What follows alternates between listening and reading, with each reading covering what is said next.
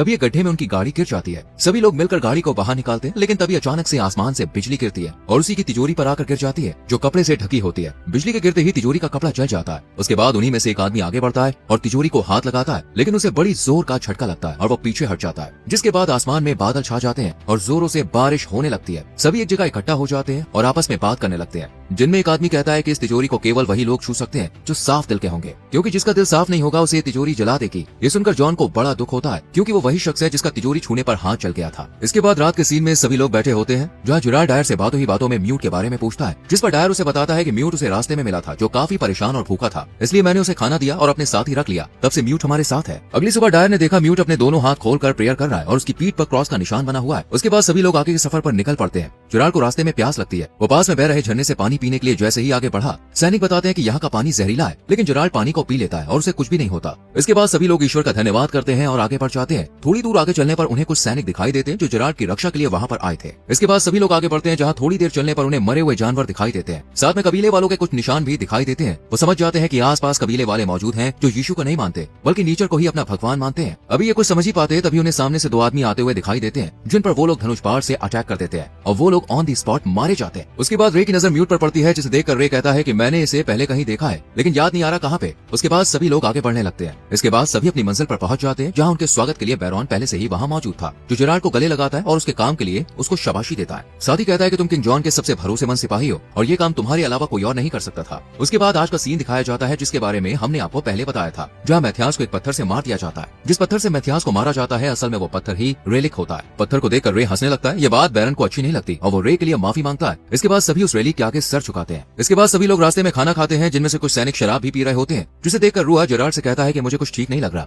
जिस पर वो उसे समझाते हुए कहता है कि ये किंग जॉन के आदमी है और हमें इन्हीं के साथ रहना होगा। इसके अलावा हमारे पास कोई भी दूसरा रास्ता नहीं है। फिर एक जगह डायर हल्का होने के लिए जाता है, जहाँ उसकी नजर रे पर पड़ती है, जो किसी संदेश को भेज रहा था, लेकिन किसे भेज रहा था वो हम आपको आगे बताएंगे। रे की नजर डायर पर पड़ती है, जिसे देखकर वो नाराज होता है। वो बोलता है कि तुम कोई जासूस हो जो मेरा पीछा कर रहे हो, लेकिन डायर बोलता है मैं जीसस का बंदा हूँ। इससे पहले की बात आगे बढ़ती म्यूट वहाँ पे आ जाता है। इसके बाद दूसरे लोग उन तीनों को बुला लेते हैं और फिर सभी आगे बढ़ने लगते हैं। आगे बढ़ते हुए वो देखते हैं कि जिस पुल से उन्हें जाना था वो किसी ने उड़ा दिया था। साथ ही उसके सैनिकों को भी मार दिया जाता है। उन्हें समझते देर नहीं लगती कि आदिवासियों का ही काम होगा। ये सब देखकर रे भड़क जाता है और कुछ लोग को रेलिक के साथ रवाना करके बाकी लोग को अपने साथ लड़ाई के लिए ले जाता है। वो अपने सफर पर आगे बढ़ ही रहे होते हैं कि तभी आदिवासी लोग इन पर हमला कर देते हैं, जिसमें म्यूट और डायर बुरी तरह से घायल हो जाते हैं। वहीं कबीले वाले पहुंच जाते हैं और तिजोरी को वहां से लेकर जाने लगते हैं, जिसे देखकर डायर उनके पीछे पड़ता है, लेकिन कबीले वालों को वो पकड़ नहीं पाता। इसके बाद जेराल्ड म्यूट के पास जाता है और उससे कहता है कि तुम पर ईश्वर की बड़ी कृपा है और तुम अब चर्च की सेवा में हो। तुम इस तलवार को अपने पास रखो और जो भी क्रिश्चियनिटी के रास्ते में आए उसे खत्म कर दो और हम सब मिलकर रेलिक को ढूंढेंगे। इसके बाद सभी पैरों के कदमों के निशान से रेलिक के पीछे जाते हैं। सभी लोग उस जगह पर पहुंच जाते हैं जहाँ पर रेलिक और रुआ को कबीले वालों ने रखा होता।